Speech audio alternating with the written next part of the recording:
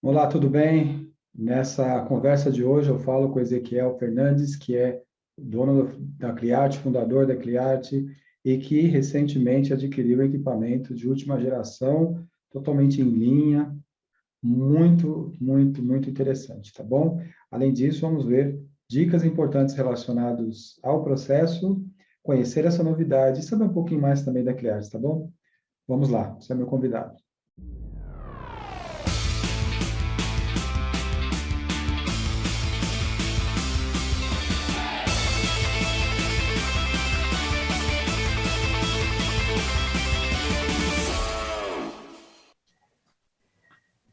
Muito bom. Então, nessa conversa que nós vamos ter hoje, estou aqui com o Ezequiel, fundador da Cliarte, década de 80, né, Ezequiel? E um dos seus filhos aí, o Eduardo, que estará junto na conversa, o Marcelo vai estar aí no background também, a gente está sabendo. Tá ótimo, não tem problema nenhum. Mas, muito bom, prazer em falar com vocês. Tudo bem contigo, com vocês? Igualmente, prazer aqui estar com vocês e poder contar um pouco da nossa história. Aliás, parabéns pelo seu trabalho, né? Por tudo que você tem feito aí. A gente tem participado também do seu trabalho com relação ao mercado de artes gráficas, escreveu aí alguns livros também. E você é meu amigo, isso para mim é muito legal, né? Meu nome é Ezequiel Fernandes, montei a Cliarte em 1985. Eu comecei na atividade em 1975 com clichêria. Na verdade, eu comecei a trabalhar no ramo de artes gráficas com 12 anos, né? Comecei a trabalhar numa gráfica de tipografia e eu adorei tanto que depois de um tempo eu já montava as ramas para fazer a impressão e depois de um tempo eu trabalhava na Minerva também para fazer a impressão. Então, eu acho que com 12 anos o ramo gráfico aí já me conquistou. Aí, Ezequiel, mais ou menos década de 70, é isso? Exatamente. Meados da década de 70, então você já estava no ramo gráfico. 57, 60, isso, exatamente, isso, na década de 70. Aí, em 85, eu tive a grata surpresa de trabalhar numa clichêria, onde eu aprendi bastante também, né? Qual clichêria que era? Clichêria Atlantis. Atlantis. Clichêria muito famosa, era numa empresa, tinha ela, o Lastre, a Rufer, existiam outras clichêrias, aí eu não me recordo agora, mas empresas de renome que trabalhavam no mercado há muito tempo, né? Enfim, aí eu comecei a fazer um trabalho na clichêria Atlantis, eu fazia um trabalho na área administrativa, de gestão de administrativo, e depois eu comecei também a me interessar um pouco pela parte técnica. Não que tenha sido o meu foco, mas eu comecei a gostar, né? Porque na minha época tudo era manual. Você tinha, por exemplo, um desenho que você fazia manual, você tinha as letras que você aplicava com letra 7, tudo era muito manual. Você tinha as máquinas de fotografia, com máquinas elas tinham 3, 4 metros de tamanho para você ampliar ou diminuir a imagem. E tudo que você fazia, só para o pessoal de hoje conhecer um pouco, quando você tinha, naquela época que os trabalhos eram de 4 cores, com mais qualidade, você fazia 4 filmes separados da arte e depois um profissional, que na época se chamava peliculador, ele separava as cores no pincel. Era fantástico, era simplesmente fantástico. E a coisa foi evoluindo, isso na tipografia. E um passo para frente, aí começou a parte de flexografia, que na época você fazia um clichê de zinco, depois você fazia uma matriz que se chamava baquelite, e aí você fazia borracha. Eu me lembro bem que logo no começo da Cliarte, nós tínhamos um cliente de potencial de compra muito grande, que era a Divani. Sei. Eles faziam muito saco de papelão, de papel, né? Naquela época já para embalagem para cachorro, embalagens grandes, e eles tinham toda a parte interna lá, por exemplo, de fazer o baquelite e a borracha. Então isso eu aprendi muito também, né?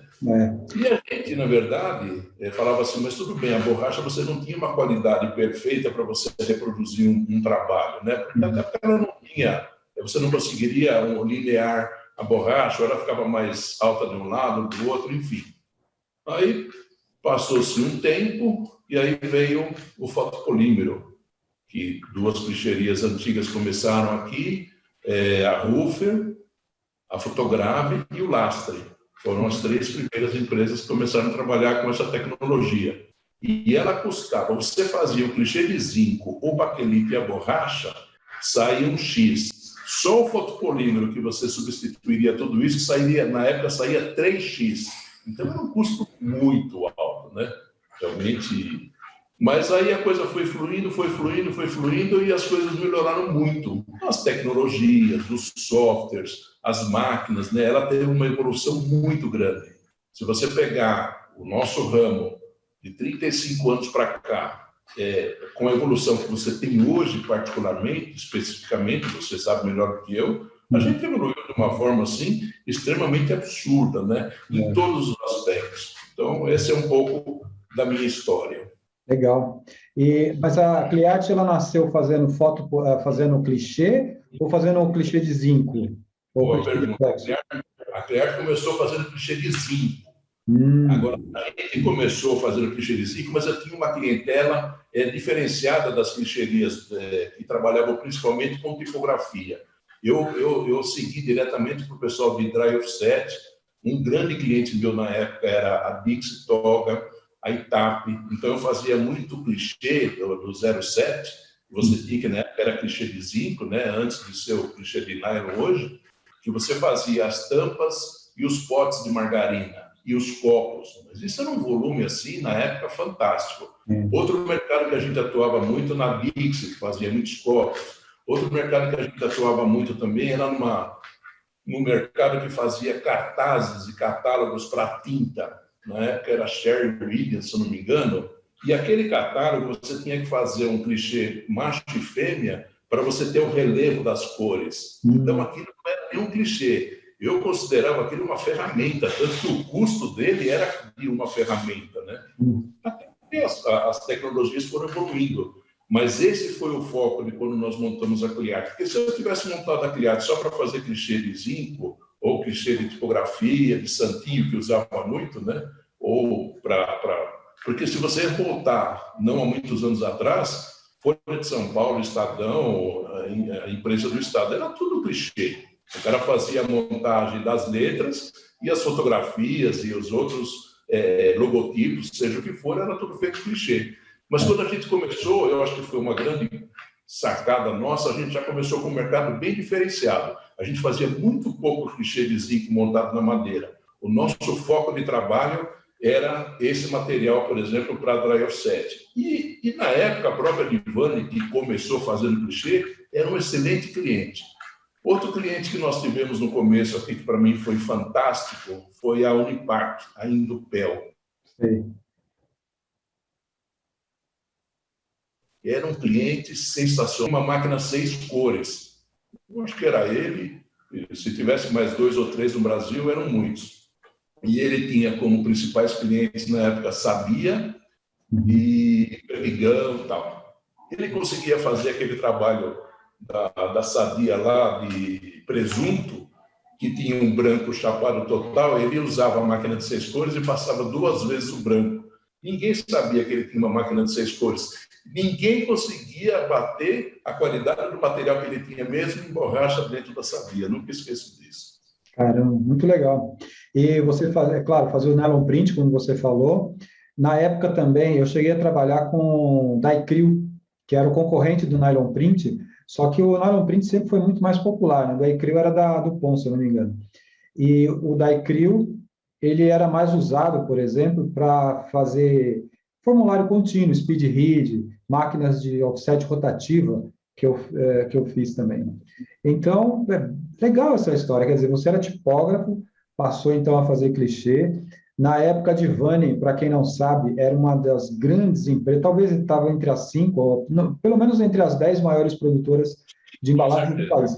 E tinha um paradigma interessante, porque hoje a gente faz tudo que é embalagem de pet food em plástico, mas na época se fazia tudo em papel, papel multifolhado, eram máquinas grandes, e dava certo, né? É interessante isso aí. Agora, Ezequiel, também o que motivou também, eu acho que as clichêrias do mercado, foram que algumas clichêrias começaram a puxar coisas mais fortes, que é o caso da Lastre, por exemplo, né? Começou também com puxar os fotopolímeros, fizeram inclusive tentaram fazer jornal, lembra? Na Lastre Gráfica, né? Fazer jornal em flexografia, lembra disso, né?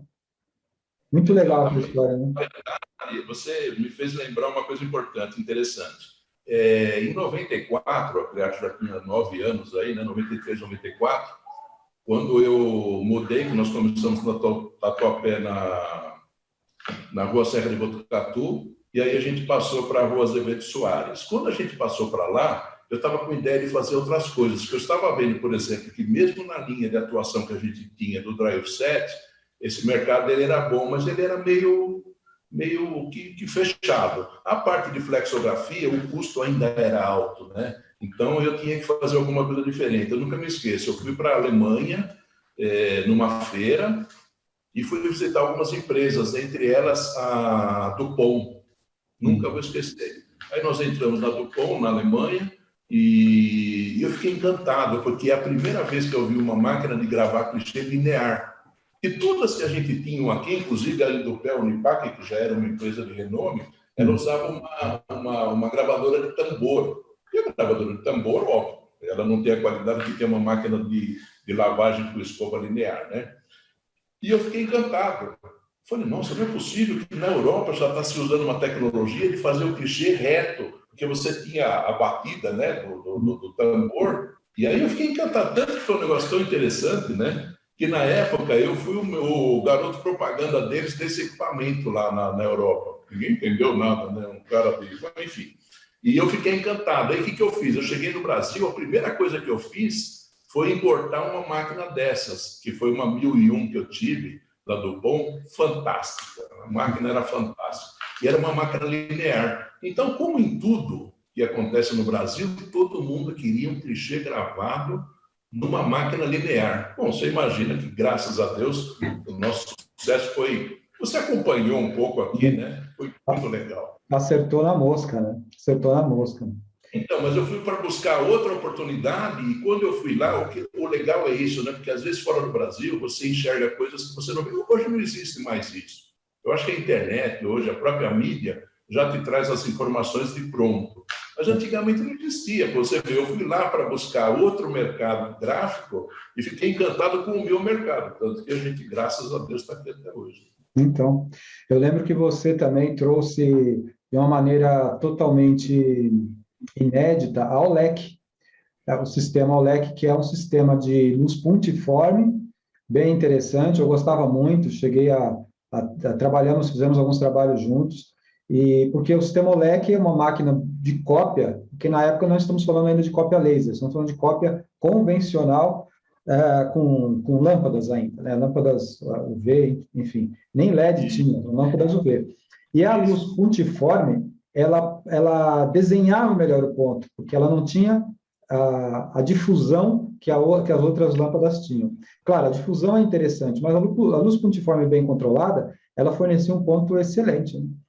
Fantástico. Na época foi fantástico, foi muito legal. Isso para nós, inclusive, quem nos ajudou a trazer essa tecnologia para o Brasil foi o pessoal lá de Miami, como chama? A Intermarket, o Manolo. Eu gosto de contar um pouco da minha história, porque o Manolo, hoje ele é distribuidor do Dupont na América Central e América do Sul, de fotopolímeros da Dupont, né? E eles cresceram muito, e eu me lembro que ele sempre foi muito amável, muito simpático. Ele falou, Ezequiel, leva essa máquina para o Brasil, que vai ser muito bom. E realmente foi muito legal.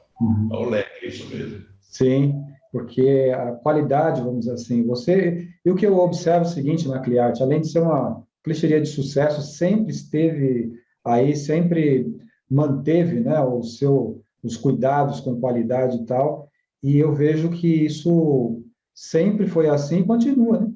Vamos falar daqui a pouquinho da novidade que você tem, que já não é novidade, que você já divulgou no mercado aí, o pessoal está sabendo, mas gostaríamos de falar um pouquinho mais. Mas, antes disso, eu cheguei a fazer palestras aí também, eu sei que a Cliart gosta de promover esse tipo de evento, né, o conhecimento, chamar os clientes para, eventualmente, treinamentos e palestras. Isso é uma coisa que ajuda bastante também, né, Ezequiel? O que a gente entende é o seguinte, eu vejo no meu mercado, eu vou falar um pouco de mim. Se algum concorrente meu entrar na minha empresa, ou se for convidado, ou eventualmente estiver aqui, vai ser um prazer que ele conheça o que eu faço, né? Eu vejo que isso não acontece com todos os concorrentes. Tem empresa que eu entro que o cara desliga até o computador. Mas, enfim, não estou aqui para fazer menção de quem está certo e errado.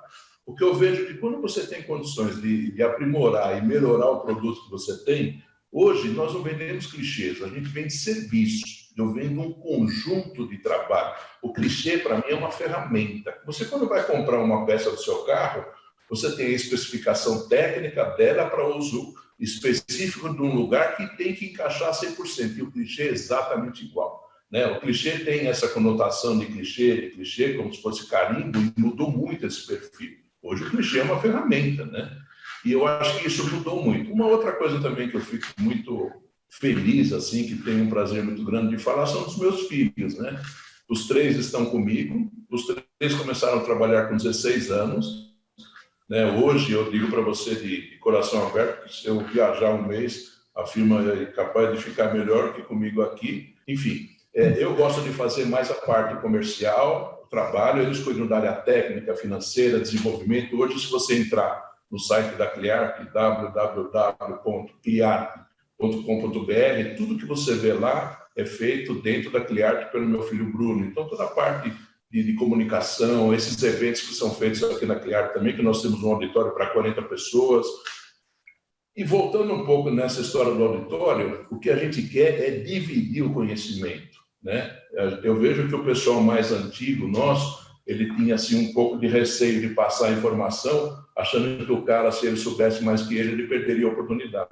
A Clearp funciona assim, se o cara sair de férias aqui, 15 dias, voltar e o departamento dele não teve nenhum problema, é capaz de receber um aumento, porque ele conseguiu gerir e administrar o departamento de forma correta. O cara não pode funcionar a empresa por ele ou porque ele está aqui. Óbvio, ele é um gestor, ele vai criar oportunidade,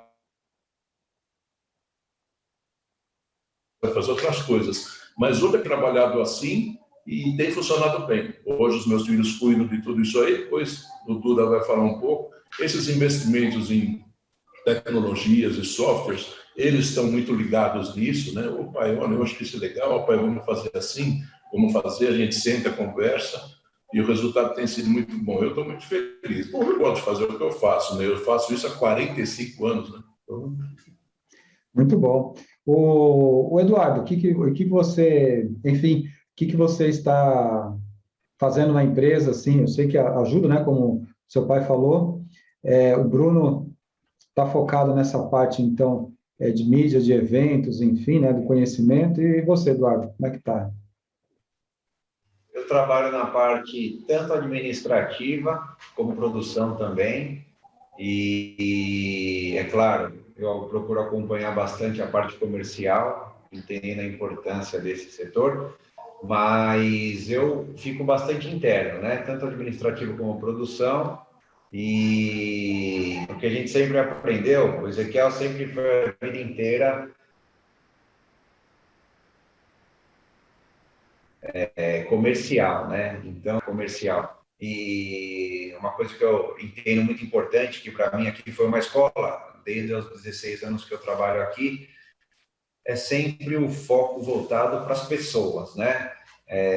As tecnologias, elas precisam ser sempre atualizadas. Uma empresa não tem a tecnologia hoje em dia como ponto de diferencial. Ou ela tem, ou ela está fadada a assumir o mercado. Então, o que a gente entende de diferente é foco nas pessoas. Hoje, a pessoa quem toma a decisão dentro de um cliente é uma pessoa, quem faz a compra, quem faz rodar o seu material. Então, a Clearp sempre procurou, além de estar sempre na vanguarda das tecnologias, do que tem de material, de equipamento, é um foco voltado para a pessoa também, a parte de atendimento, a parte de facilidade que você leva para uma empresa, esse sempre foi o nosso foco. Então, a gente entende que a importância tanto das pessoas dentro da empresa como de fora, isso tem a ver com o que você falou dos treinamentos que a gente procura oferecer aqui sempre na Cleart. Porque o desenvolvimento intelectual, tanto de quem trabalha aqui como dos nossos parceiros, isso gera ganho para todos, né? Não só para nós. Mas eu sou muito contente também. Sempre atuei nesse ramo, porque aqui foi praticamente a minha primeira experiência. Comecei aqui em fevereiro de 2002, estou até hoje. E sou apaixonado, como falo, né? O ramo gráfico ele é apaixonante, uma vez que entra no seu dia a dia assim, você não consegue mais sair, e isso é verdade. Então é legal ver como ele tem desenvolvido, novos cursos têm surgido, a parte de comunicação digital tem crescido bastante, e aí fala, poxa, então será que a flexografia, qual que é o futuro dela? É preocupante? Eu vejo pelo contrário.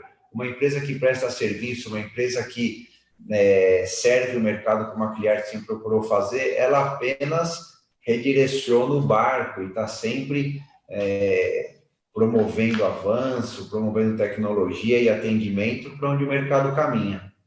Sou muito contente aqui no que faço e no ramo que atuo. Legal. E o Marcelo? O Marcelo, deixa eu ver se ele está aqui, ele está fazendo um trabalho de contra-regra, né? Deixa eu ver se a gente acha ele. Deixa eu ver se eu acho ele aqui no escritório. Apareceu. Tudo bem, você? E aí? O que você está fazendo hoje na Cleart? Eu trabalho bem junto com o Eduardo. A gente acaba sendo uma dupla aqui. E a gente trabalha bem juntos na área administrativa. Só que ele, como ele comentou, ele acaba fazendo um braço a mais na parte comercial e eu na parte financeira. Legal. Mas nessa parte de suporte ao Ezequiel, a gente está sempre junto. Nessa parte de pesquisa, na parte de contatos para desenvolvimento de novas tecnologias, a gente sempre conversa bastante, sempre pesquisa juntos, né? Então, sempre trocando informação, experiências, do que a gente viu cada um na sua faculdade, quando a gente fez, experiências que a gente tem. Eu trabalho, tanto que a gente trabalha na mesma sala. Então, a gente tem um trabalho muito próximo. Tudo que ele falou comigo acontece o mesmo. Eu estou aqui também desde os 16 anos, sou um pouco mais novo que ele, mas eu estou aqui já, acabou de fazer 15 anos. Também é onde eu me desenvolvi, é onde eu comecei a trabalhar estou aqui desde o ensino médio. Então, quando eu fui fazer faculdade, eu fiz faculdade de administração.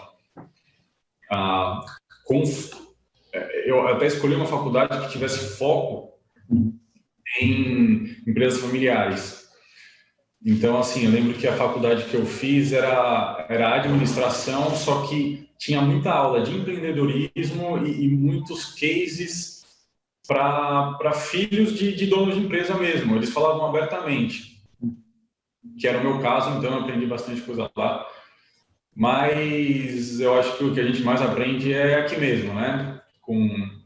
Andando junto com meu pai,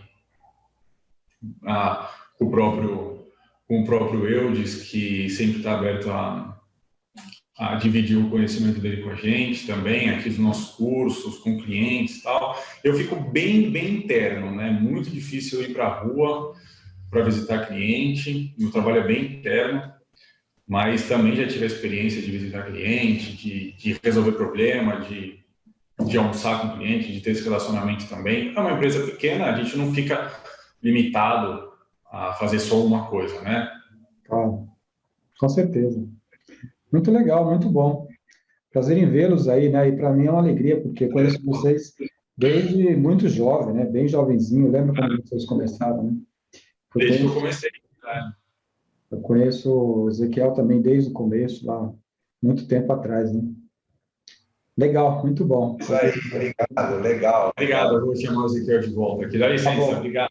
Obrigado, Marcelo. Só não pode falar que conhece há tanto tempo, porque aí você denuncia a idade, né, Eudes?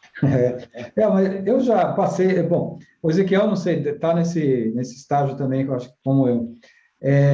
Chega uma hora que você não liga mais, pode falar da idade que você não liga mais. É verdade. Olha, na verdade, eu não estou tão velho, eu só vou tomar uma vacina agora.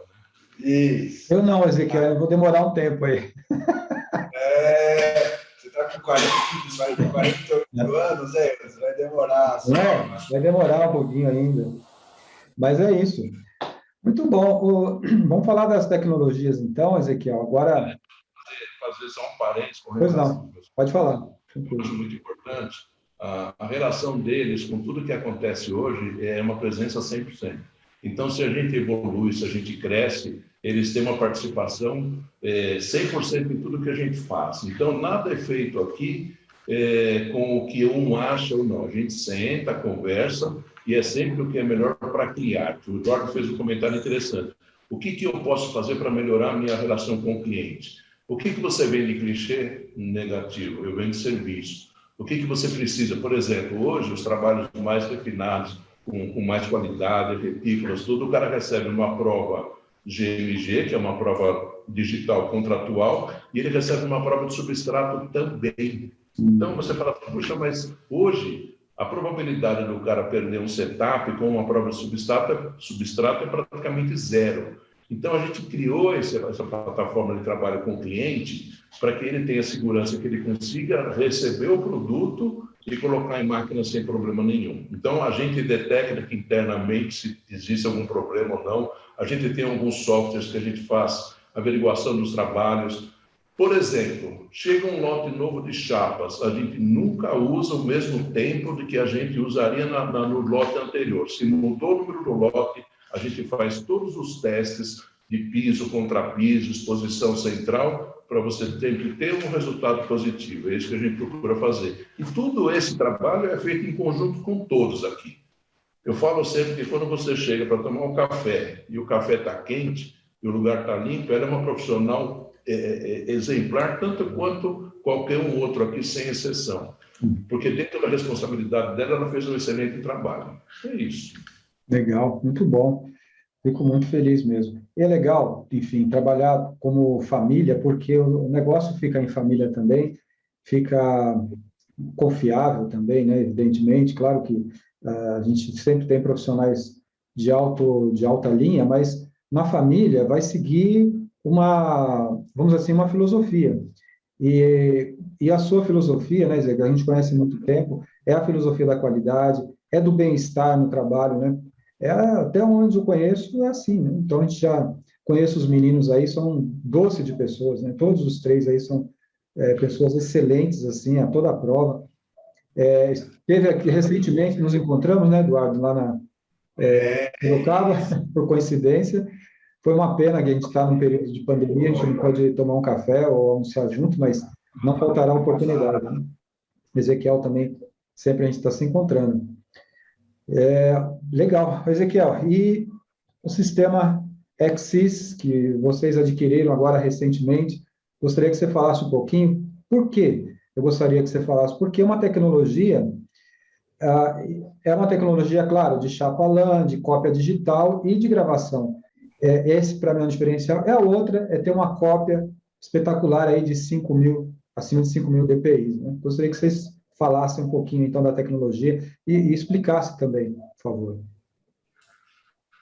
Bom, é o seguinte, o mercado, a clichêria é um posto de gasolina, né? Então, você tem gasolina para o cara que tem um carro A, B e C. Então, você tem uma octanagem A, B e C. Hoje, a clichêria não é diferente. Hoje, dependendo do equipamento que o cara tem, da máquina que ele tem para reproduzir uma impressão, eu consigo viabilizar dentro das tecnologias o melhor que ele pode tirar. Então, hoje, eu tenho excelentes trabalhos gravados em 2540, com todas as tecnologias também. Tenho excelentes trabalhos gravados em tecnologias, por exemplo, hoje no nosso mercado se chama W06. Cada clichêria põe um nome, né? Ela cria lá um logotipo com o nome dela. O nosso é o W06, depois a gente pode até criar um, mas é esse do mercado. Hoje, a grande jogada do nosso mercado, do nosso equipamento, do nosso investimento, é o nano, né? O nano é uma tecnologia que você consegue uma reprodução extremamente fantástica de chapado com retícula, você consegue uma qualidade fantástica, você consegue aplicar a nanotecnologia ou microponto num ponto de 1%. Enfim, tudo que você pode imaginar de tecnologia gráfica e flex, eu consigo fazer. Só que tudo isso que eu tenho, eu preciso viabilizar dentro do conceito da máquina que o meu cliente tem. Não adianta eu mandar para ele, né, pôr uma gasolina de R$10 o litro e o carro dele não passa de 120. Eu não estou aqui para subestimar o que ele tem, eu estou aqui para melhorar o que ele tem.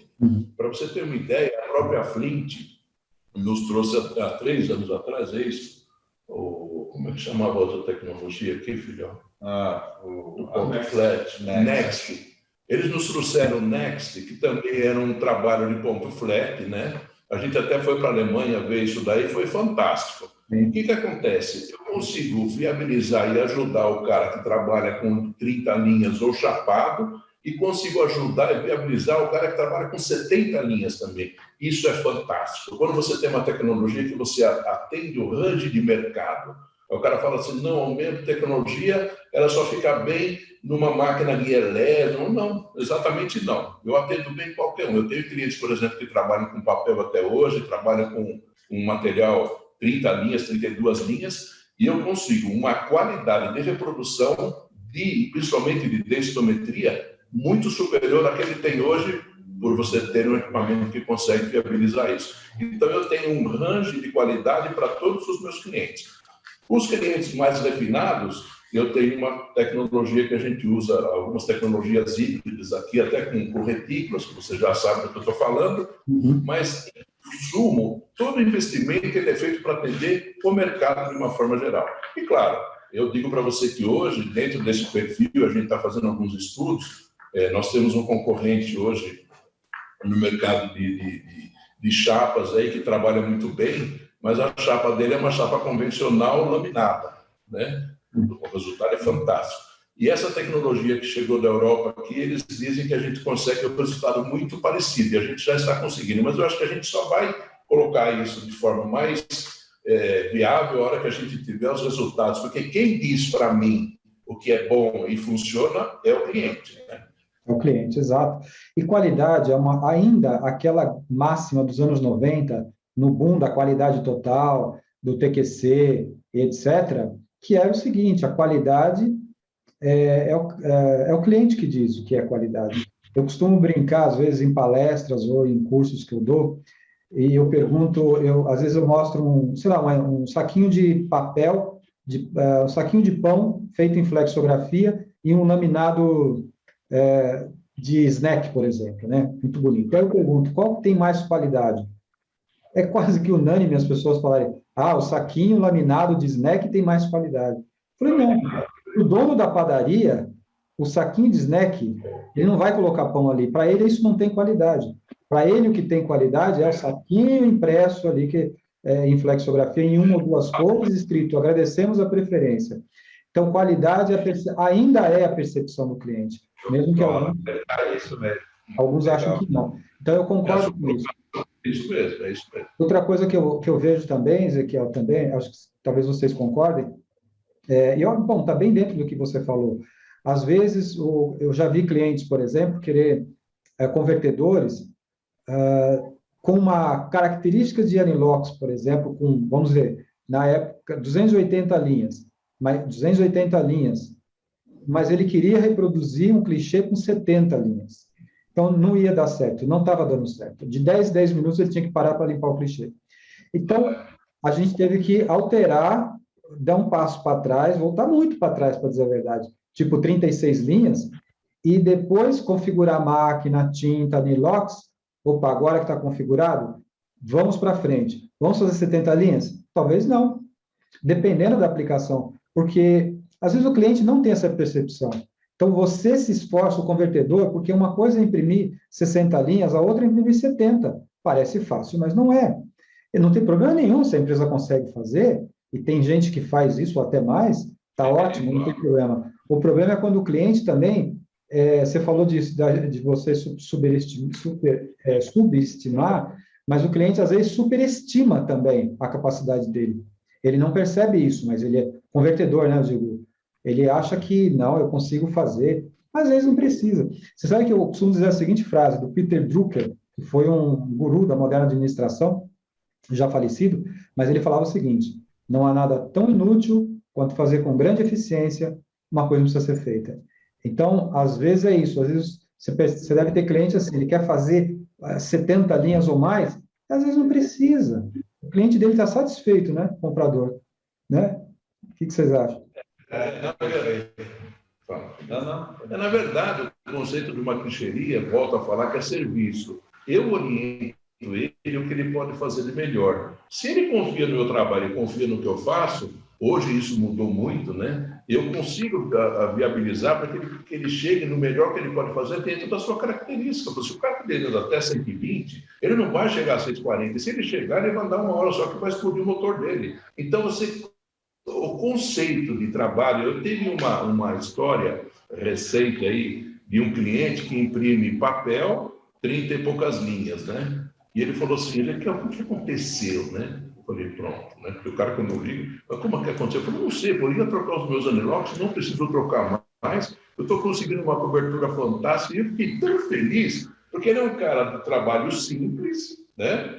Bem simples, e ele me ligou falando que o resultado estava sendo muito bom. Eu falei para ele assim, sabe o que é isso? Isso é a tecnologia que eu tenho hoje na chapa que você recebe, você não vê, mas ela está aí. E ele foi uma prova viva disso, porque quando você pega um cara que imprime 60, 70 linhas, rapidamente você vê se ficou bom ou não, né? Mas o cara que imprime 30, se sai ou não, para ele tá bom, porque o cara que compra também é mais ou menos a história do saquinho do pão. Nossa, ele ficou encantado, ele falou, então, essas tecnologias, esse trabalho que é feito, ele vai naquele pedaço de foto polido que o cara não tem ideia o quanto investimento tem ali. E o cara que vai no supermercado, a primeira coisa que ele faz é abrir a embalagem, ele não sabe quanto custou, às vezes, quantas horas de sono ali para fazer uma embalagem daquela. Então, o conceito de tudo isso é da gente gostar, né? É o que eu falo, quando você passa numa rua que tem gráfica, você conhece pelo cheiro. Não é assim? Cheiro de solvente acetato de etila. Álcool acetato de etila, muitas vezes. Exatamente isso. Muito bem, o mercado ele deu uma puxada nisso, né? Os convertedores também acabaram por... sempre exigiu, né? O comprador de embalagem sempre foi um pessoal exigente, mas que de uns anos para cá, eles se aproximaram também, principalmente das clichêrias, não é verdade? E também a parte, por exemplo, de controle de cor, tudo isso. Agora, Ezequiel, eu gostaria que você dissesse algumas sugestões ou ideias aí para o convertedor, por exemplo, cuidados com o clichê, porque às vezes a pessoa acha que o clichê é indestrutível, né? Que aquele é borracha, então você pode fazer o que você quiser com ele, que não tem problema. Mas o que recomendações aí você daria, dicas que você daria aí para o pessoal convertedor que consome clichê? Olha, primeira comunicação minha com relação às chapas que nós temos no mercado hoje, todas elas são boas.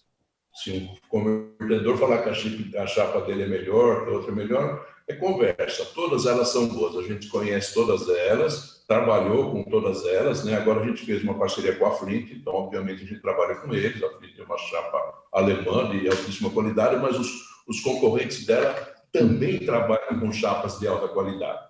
O que eu vejo hoje, que é muito comum acontecer, é que o cara quer ter uma impressão regular e sempre boa, só que ele usa tinta diferente toda hora, enfim, o conceito do trabalho que ele tem dentro da fábrica dele, ele muda muito. Toda vez que você muda uma peça, com o clichê, você muda todo o processo. Então, o que a gente faz?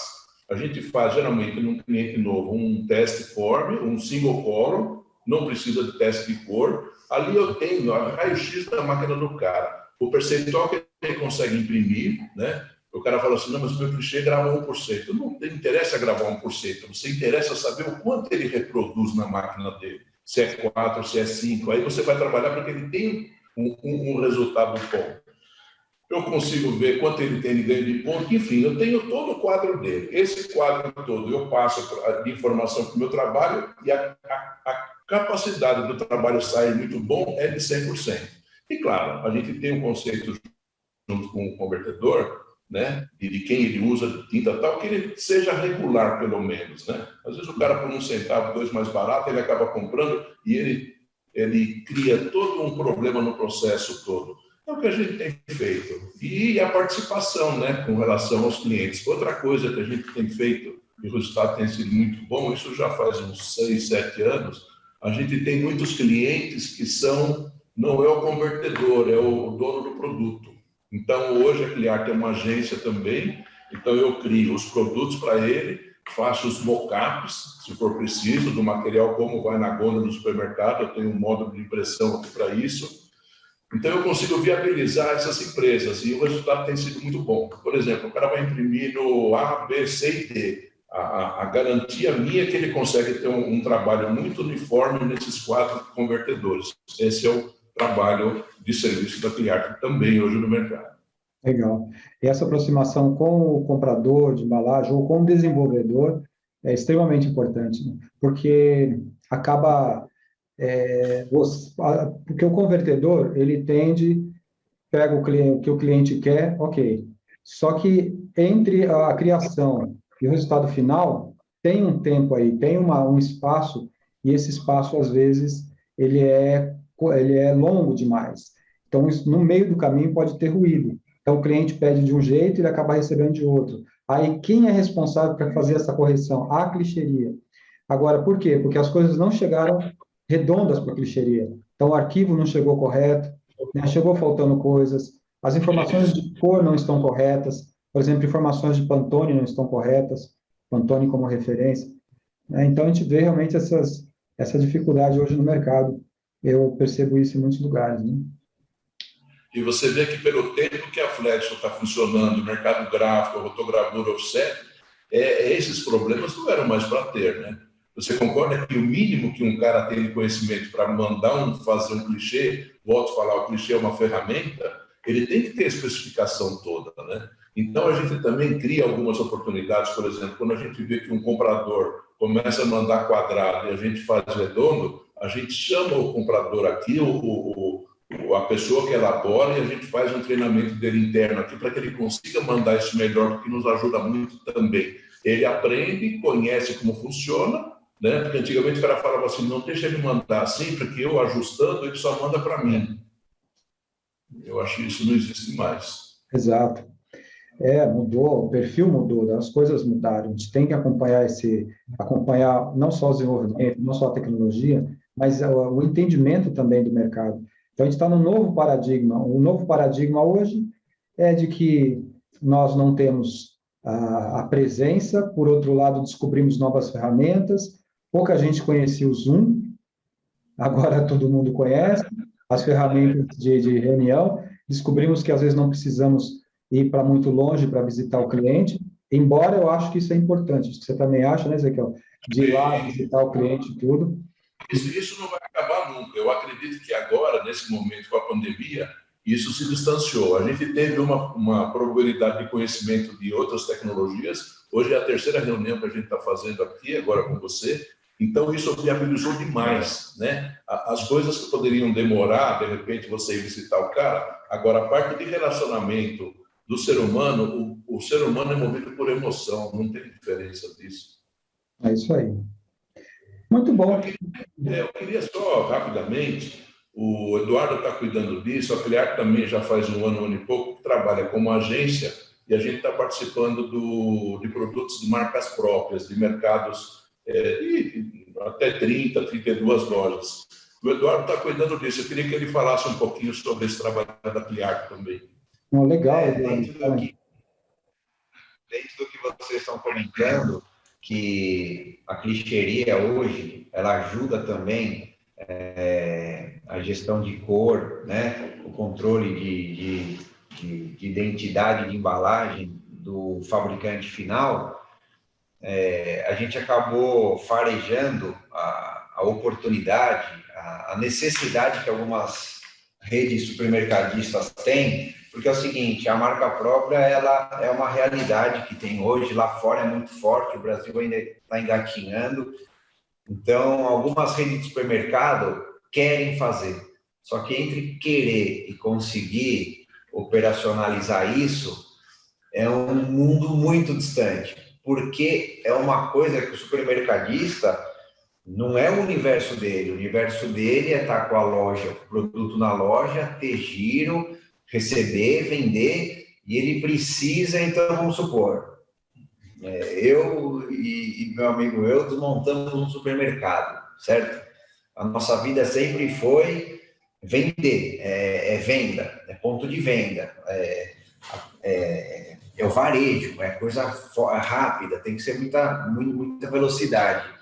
Aí a gente fala, poxa, vamos começar a trazer uma marca própria. Nem vou aqui falar dos atributos da marca própria, tá? Questão de fidelidade, que são diversos, mas vamos falar já entrando na realidade que a gente quer fazer. Eu e o Eudes estamos lá. Eu sou o que anda pela loja, o Eudes é o comprador. Vamos fazer, então, sei lá, um pão de forma com a nossa marca? Beleza, eu conheço quem faz quem fabrica o pão de forma, porque eu já compro dele, mas eu vou precisar ir atrás de quem desenvolve a arte. Beleza, devo conhecer aonde isso vai imprimir, que tipo de filme vai precisar com as barreiras necessárias, o prazo de entrega disso. O meu rapaz que eu acabei achando para criar essa arte, ele sabe que onde eu vou imprimir tem só 6 cores, ele vai me criar uma embalagem de 18 cores, uma embalagem maravilhosa. Então, emperramos porque não é nosso mundo. Ou eu vou ter que fazer contato com 4, 5 caras que, eu vou ter que me direcionar só para isso, eu não tenho tempo para isso. Meu negócio é suprir minha loja, é vender, é fazer promoção, fazer campanha de marketing, é pôr cliente dentro da loja, girar produto.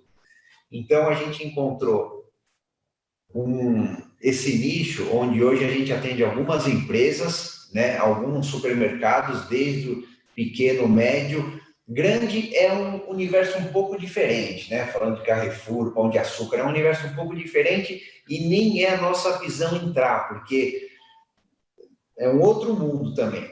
Hoje a gente atende aquele pequeno, médio, até, vamos supor, falar aí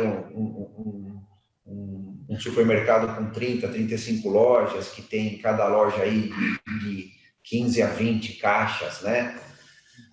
E ele quer desenvolver. Então, hoje a gente se responsabiliza tanto por desenvolver o produto para ele, e vou ao mercado, encontro o fabricante, desenvolvo o layout da marca de que ele quer, ofereço algumas opções, disponibilizo para ele que tipo de embalagem ele precisa, aonde ele vai rodar essa embalagem, porque eu consigo conversar de igual para igual, né? Que tipo de barreira o produto tem que ter, quanto está o preço do quilo, quantas coisas ele vai ter, que é uma coisa que o supermercadista não tem essa capacitação técnica, o universo dele é outro. Então ele fala assim, Eduardo, Cliarte, eu quero agora fazer meu arroz.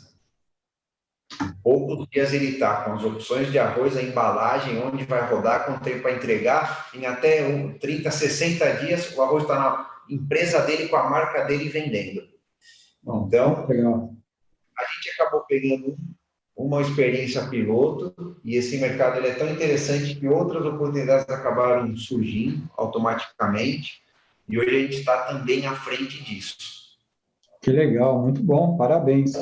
Porque o que acontece? Essa rede de supermercado que tem 20, 30 lojas, tem gente muito forte, 35 lojas. Esse cara, quando procura uma agência para desenvolver esse trabalho, o preço que o cara paga, o cara fala, estou fora. Exatamente. Estou fora. Que é o que fornece, que é o que desenvolve para as grandes redes. O cara, se o cara mostrar o custo que ele te dá, é um negócio assim que fora da, né? Mas os grandes, eu acho que eles têm alguma... Enfim, e hoje a gente consegue viabilizar para essas redes menores um trabalho muito bom. Eu vou citar só um exemplo. Tem um cliente nosso que comprava um produto de um cliente, de um fornecedor dele, ele comprava em média 70 mil por mês, era quase nada dentro da rede dele. Hoje, ele, depois de 8 meses, com a marca dele, ele compra 20 vezes esse valor, e ele não para de crescer. É sensacional. E aí a gente indica também nas reuniões outras oportunidades, e ele pede, né? Olha, eu quero agora queijo fresco, olha, eu quero tal. Aí a gente vai no fornecedor dele primeiro, oferece o nosso trabalho. Óbvio que se eu falar para o cara e mostrar os gráficos que ele fizer esse investimento, ele vai ter um retorno maior de venda, procurar saber se ele tem capacidade para isso, e é muito legal, é bem legal. E o Duda que cuida disso, o Eduardo. Legal, muito bom, parabéns. E vai além da clichêria, né? Vai além, porque você está facilitando, ajudando a vida dessas empresas, porque o métier deles não é esse. E a gente que conhece tem muitas vezes até a obrigação de fazer isso, né? Na verdade, é uma responsabilidade, porque é uma vez que a gente conhece e tem essa possibilidade de fazer, então, por que não fazer? Muito bom. Se alguém tiver curiosidade, entra lá no www.criarte.com.br/portfólio. Tem alguns desenvolvimentos ali muito legal. Eu vou deixar o link aqui também. Esse vídeo vai estar no canal do YouTube e também, para quem não estiver assistindo ele no YouTube, mas no canal do YouTube vai estar os links aqui que vocês podem me passar, né? E quem quiser entrar em contato, entra diretamente no site. Apesar que a Criarte é muito conhecida aí, Ezequiel é muito conhecido, né? E a família também, enfim. Então, tá bom, gente. Eu quero aí agradecer. Nós faríamos aí, deixo aberto aí, Ezequiel, para você fazer a finalização da nosso bate-papo de hoje. Foi excelente mesmo. Você, Eduardo, aí, quiser finalizar. Olha, eu primeiro agradeço a oportunidade. Segundo, independente da pandemia, eu acredito que o nosso mercado, como o Eduardo comentou, não para de crescer, não para de ter novas ideias, novas oportunidades. O pessoal na nossa área tem investido. O ano passado, apesar da pandemia, a maioria dos nossos clientes investiram em equipamentos. Então, eu acredito que o mercado de flex, o mercado gráfico, ele é sensacional. Se você gosta de fazer isso, continua que ele só tem coisas boas. Ele tem as dificuldades, que é onde você faz a diferença, né? Eu queria também fazer um comentário aí, que eu fui presidente da Biflexo também, por um período, né? Participando lá, que é uma associação hoje na nossa área também, e você me ajudou lá na época, né? Eu te ajudei e causamos polêmica, não é? Na época a gente quis agregar a rotogravura, chegou a sair um exemplar da Inforflex, o Inforflex Roto, é um exemplar histórico, porque você havia me convidado, então, para encabeçar a parte de rotogravura. Por que não, né? Porque a gente... e a ideia sua, para mim, sempre foi excelente, porque não é ver assim como inimigo, né? A rotogravura é inimigo da Flex. A gente não pode entender que as coisas sejam assim. São complementares, muitas vezes. E outra, a Flexo tem um caminho dela e se tornou o maior processo de impressão do mundo, independente de apoiar a rota ou não, ou outros processos de impressão, na verdade. Isso é uma...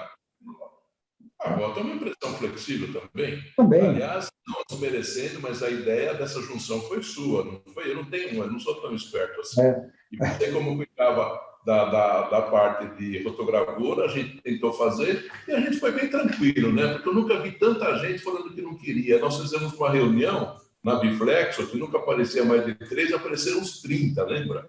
Daí nós falamos, vamos fazer o seguinte, a gente não está aqui para impor nada. Era uma sugestão do meu amigo Eudes para a gente desenvolver um trabalho em conjunto, né? E aí o pessoal botou, não, tá boa, foi tranquilo. Sim. A ideia foi ótima. Até porque a associação, hoje, por exemplo, a associação fala bastante de impressão digital, o que é normal também, assim, vamos dizer assim, porque... Não é? Porque um dos segmentos que está correlacionado é a impressão digital na parte de banda estreita. Então, nós estamos falando de Flexo, mas a Flexo hoje, cada vez mais, está interligada também com máquinas híbridas, por exemplo, com impressão digital. Então, nós vamos ignorar o processo de impressão digital? Não, vamos falar também qual o problema. Porque o que tiver que ser, será, não é? A Flexo se tornou o maior processo de impressão do mundo, independente das pessoas quererem ou não juntar, ou apoiar ou não um processo de impressão que para mim, não faz sentido, né? A gente tem que olhar o negócio como um todo. Exatamente. É isso aí. É isso aí. Obrigado, Eudes. Uma satisfação poder participar. Depois eu vou querer assistir aí. Eu passo aí. Os outros conteúdos do seu canal são muito interessantes também. É uma satisfação fazer parte dele agora também. Então tá bom, Marcelo. Obrigado aí. O Marcelo está por aí ainda para dar um tchau para ele? Não, já entrou no escritório. Né? Tá bom. Mas muito obrigado pela oportunidade e sucesso no seu trabalho. Obrigado. Valeu, Ezequiel. Valeu, Eduardo. Obrigado. Um abraço a todo mundo. Fique com Deus. Boa noite. Tchau.